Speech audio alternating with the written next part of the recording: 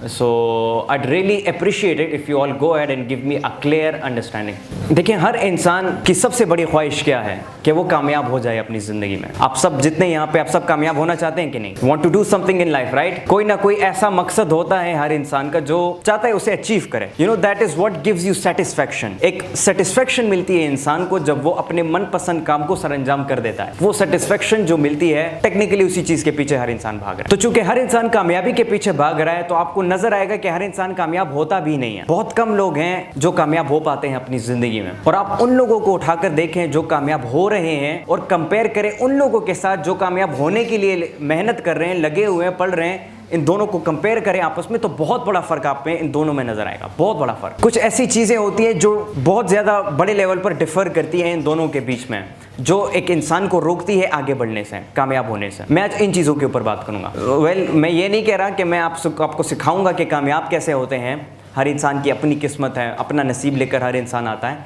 But मैं surely कुछ ऐसी चीज़ें, टिप्स देना चाहूँगा आप सबको जिससे आप एटलीस्ट अपनी ज़िंदगी को बेहतर बना सकते हो और एटलीस्ट एक फ़ायदेमंद ज़िंदगी आप जी सकते हो और आप अपनी डेली लाइफ को बेटर बना सकते हो। आज इन चीज़ों के ऊपर इंशाल्लाह मैं बात करूंगा। टाइम कम है मेरे पास, so I love to conclude it in a short while. देखें, कामयाब होने के लिए कुछ सर्टेन टेक्निक्स है जो इंसान को फॉलो करनी पड़ती है, राइट? आपको अपना डेली बेसिस पर अपनी रूटीन को ऐसा जनरेट करना पड़ता है, बल्कि रूटीन, लोग इंतज़ार करते हैं कि हम रूटीन बनाएंगे, ये करेंगे, वो करेंगे, अप्लाई करेंगे अपनी ज़िंदगी में, लेकिन करते नहीं हैं, राइट? वो इसी चीज़ को डेली बेसिस पर डिले करते जाते हैं। आज का काम कल पर छोड़ दिया, कल का काम परसों पर छोड़ दिया, और इसी तरीके से वो इंसान नाकाम होता रह जाता है अपनी ज़िंदगी में। वो किसी भी एक फील्ड में, स्पेसिफिक फील्ड में कुछ नहीं हासिल कर पाता अपनी ज़िंदगी में। जो बात मैं कहना चाहता हूँ दैट इज़ के इन सर्टेन टेक्निक्स को समझें और इनको अडॉप्ट करने की कोशिश करें। सीखें नहीं, बल्कि अडॉप्ट करें अपनी डेली लाइफ में इन टेक्निक्स को। मैं किस चीज़ के ऊपर बात कर रहा हूँ? I am talking about making your daily life better by the first thing, law of attraction. Law of attraction का नाम सुना है आप सबने? लॉ ऑफ अट्रैक्शन, मैं जनरली इसको डिफाइन कर देता हूँ। लॉ ऑफ अट्रैक्शन से मुराद ये कैसी नेचर है, एक ऐसा बिलीफ है कि इंसान जो सोचता है, जो ख्याल बिस्टो रखता है, जो ख्याल होता है इंसान का, चाहे वो पॉजिटिव हो या नेगेटिव ख्याल हो, या एक्शन जो इंसान करता है, चाहे वो नेगेटिव एक्शन हो या पॉजिटिव एक्शन हो, वही उस इंसान के नियर फ्यूचर में या फ्यूचर में उसके साथ होता है। This is what is called law of attraction,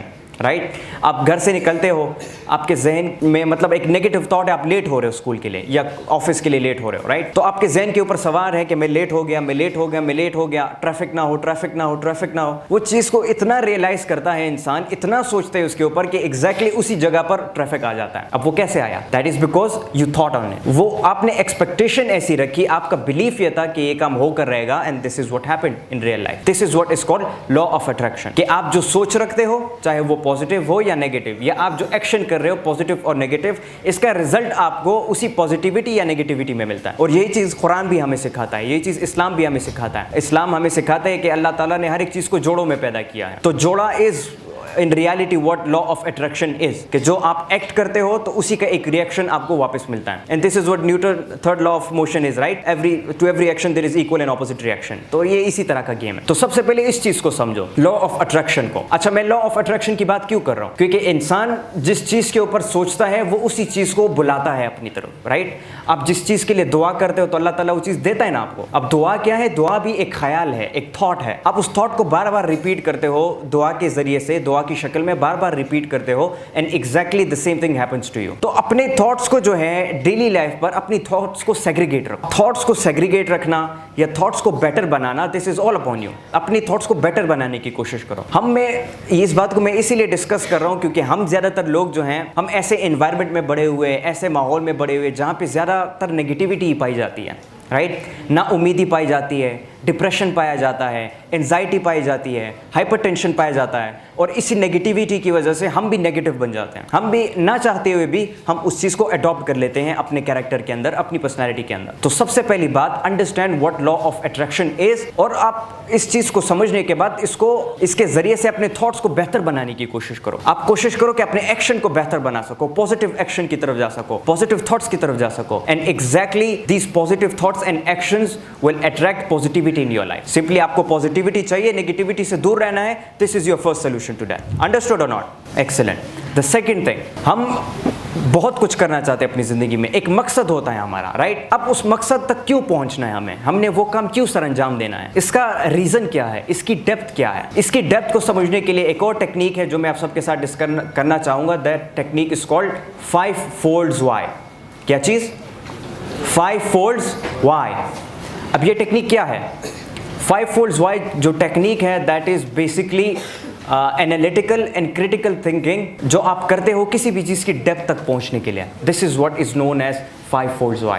आप कुछ करना चाहते हो अपनी ज़िंदगी में, या कोई भी चीज़ है, कोई मकसद है, कोई टॉपिक है, कोई बात है, कोई थॉट है, कोई आइडिया है, कोई नज़रिया है, उस चीज़ की बेस तक पहुंचना है, उसकी बुनियाद तक पहुंचना है, तो आप इस रूल को अपनी उस वक्त अप्लाई करते हो। अच्छा, ये रूल क्या है? ये रूल सिंपल है कि आप अपने आप से सवाल पूछते हो। फॉर एग्जाम्पल, मैं डॉक्टर बनना चाहता हूँ अपनी ज़िंदगी में। डॉक्टर क्यों बनना चाहते हो? The first question. डॉक्टर बनने से क्या फ़ायदा होगा तुम्हें? The second question. डॉक्टर बनने से औरों को क्या फ़ायदा होगा, लोगों को क्या बेनिफिट मिलेगा? The third question, right. अब इसी तरीके से करते करते आप अपने आप से सवाल पूछते जाते हो और आप बेसिक रीज़न तक पहुँचते हो, आप बुनियाद तक पहुँचते हो कि असल में मैं डॉक्टर बनना क्यों चाहता हूँ। फैमिली फोर्स की वजह से, पर्सनल इंटरेस्ट की वजह से, पर्सनल गेन्स की वजह से, या सोशल गेन्स की वजह से, किन चीज़ों की वजह से मैं डॉक्टर बनना चाहता हूं। एक चीज़ की गहराई तक पहुंचने के लिए आप इस रूल को अप्लाई करते हो। मैं इस रूल की बात क्यों कर रहा हूं यहां पर? मैं इस रूल की बात इसीलिए कर रहा हूं क्योंकि मैं आप सबको यह बताना चाहता हूं डेली बेसिस पर जितनी भी एक्टिविटीज हैं आपकी, राइट, जो कुछ भी आप करते हो, आप एक दफा नजर दोहराओ अपने दिन के ऊपर कि मेरा दिन कैसे गुजरता है, और फिर अपने इस दिन के ऊपर 5 fold की जो टेक्निक है इसको अप्लाई करो कि मैं कहां कहां पर कौन सी चीज क्यों कर रहा हूं, ताकि पता तो चले ना मैं कोई चीज क्यों कर रहा हूं, एंटरटेनमेंट के लिए कर रहा हूं, मजे के लिए कर रहा हूं, या मैं वक्त जाया कर रहा हूं, मैं क्यों कर रहा हूं ये तमाम चीजें। इससे आपको पता चल जाएगा अपने बारे में, अपनी वीकनेसेस का पता चलेगा आपको अपनी स्ट्रेंथ्स का पता चलेगा, which is the most important thing if you want to be a better person और if you want to do something in your life. और वो है कि आप अपनी वीकनेसेस को निकालो, उसको खत्म करो और अपनी वीकनेसेस को अपनी स्ट्रेंथ्स में कन्वर्ट करो। और इसको आइडेंटिफाई करने के लिए ये टेक्निक आपको अप्लाई करनी पड़ेगी। समझ आ गई मेरी बात आप सबको? अच्छा, तो लॉ ऑफ अट्रैक्शन सिंपली अपने थॉट्स को बेटर बनाना, अपनी सोच को अच्छा बनाना, अपने एक्शंस को अच्छा बनाना और अच्छा एक्सपेक्ट करना हर चीज़ से। उसके अलावा 5 folds why टेक्निक अप्लाई करना अपनी ज़िंदगी में। अच्छा, इन दो चीज़ों के बाद जो तीसरी and the most important thing is that is कि अपने डेली बेसिस पर जो 5 औकात की नमाजें हैं उसको अप्लाई करना अपनी ज़िंदगी में। अब मैं आपको सिंपल एक फ़ायदा बताता हूँ, ठीक है। वो अलग बात है कि नमाज़ पढ़ने से आपको सवाब मिलता है, नमाज़ पढ़ना फ़र्ज़ है, नमाज़ पढ़ने से आपके बीच में और अल्लाह के बीच में एक बहुत अच्छा ताल्लुक़ बनता है, दैट इज़ राइट। इसमें कोई फ्लॉ नहीं है, इसमें कोई जो है गलती नहीं है, that is all true. But उसके अलावा भी नमाज़ पढ़ने के ढेर सारे फ़वाइद हैं जिनका हमें नहीं पता या नॉर्मली हम उसको इग्नोर करते हैं। मैं सिंपल आपको सिर्फ सुबह की नमाज का बताता हूँ, दैट्स इनफ। सुबह सवेरे उठे, राइट, ये क्या हुआ? आपका रूटीन स्टार्ट हो गया, आपका डे स्टार्ट हो गया। दिन किस चीज़ से शुरू हुआ? दिन शुरू हुआ अपने आप को पाक साफ करके नमाज पढ़ने से। अब ये क्या है? एक पॉजिटिव एक्शन है कि नहीं है ना? Positive action.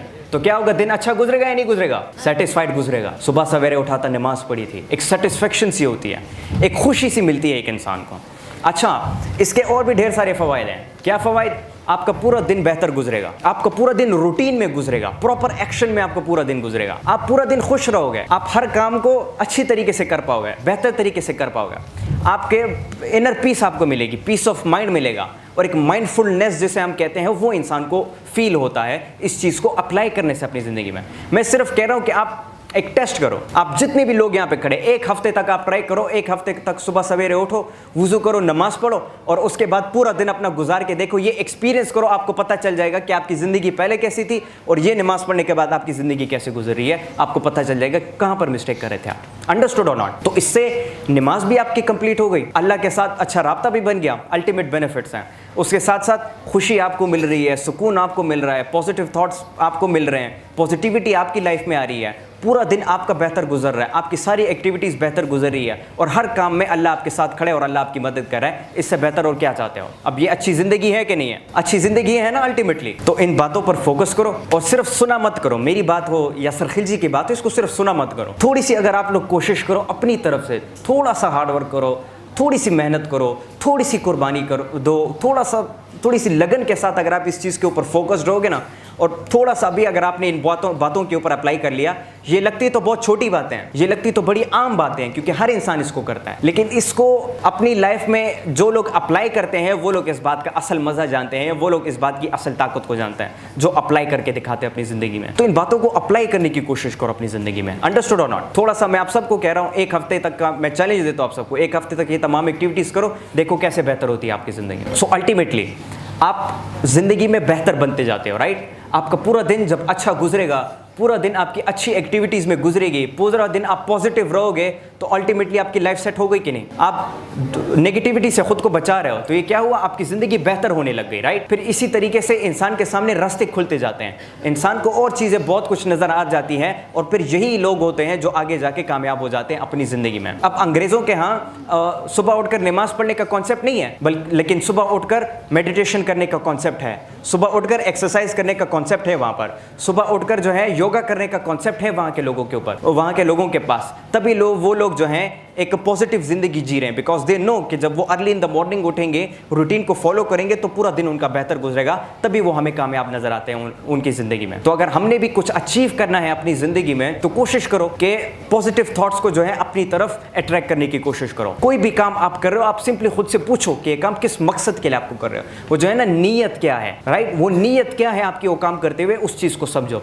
और क्या इस चीज से लोगों को फायदा पहुंच रहा है या नुकसान पहुंच रहा है, इस चीज को आइडेंटिफाई करने की कोशिश करो। Understood everybody? चलो, बहुत बहुत शुक्रिया, बहुत ज़्यादा वक्त ले लिया मैंने आप सब लोगों का। उम्मीद है डेफिनेटली कुछ चीज़ें आपने सीख ली होंगी। एट द एंड मैं यही सजेस्ट करूंगा कि आप इसको अप्लाई करने की कोशिश करें अपनी ज़िंदगी में। इग्नोर ना किया करें इन बातों को, इग्नोर करना this is the worst thing a person can do. कोई भी आपको किसी भी किस्म की बात करता है, हम अक्सर उसको इग्नोर कर जाते हैं, और तभी इंसान की जो है फॉल डाउन जो है इंसान का शुरू हो जाता है, इंसान का डाउनफॉल शुरू हो जाता है, वो गिरने लग जाता है। तो कोशिश किया करें, इसको अप्लाई करने की कोशिश करें अपनी लाइफ में, इन चीज़ों को समझने की कोशिश करें। That is the most important thing. Thank you so much, you all can go.